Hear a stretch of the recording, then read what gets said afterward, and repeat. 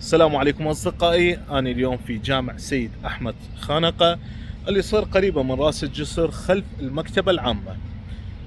هذا التاريخ الجميل من تاريخ مدينة كركوك، هذا الإرث الحضاري الكبير. يعني أبسط شيء، هذه النخلة اللي تشوفوها في التصوير يمكن عمرها 90 سنة. سيد أحمد خانقة اللي توفى قبل 72 عام هو اللي زرع هذه النخلة.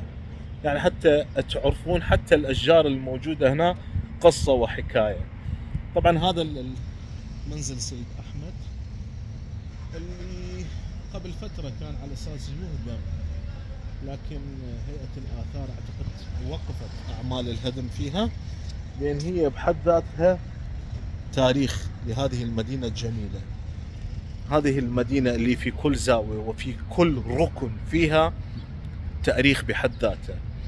الجامع هذا أنشئ عام 1778 ميلادية، حتى تعرفون أنه مدينة كركوك والمناطق اللي حول القلعة والقريبة من القلعة هي مناطق نقدر نسميها بالمعنى أنه أثرية.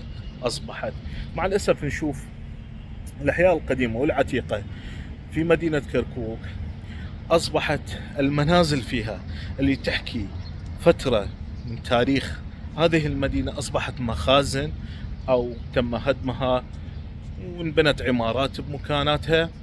يعني هذا تاريخ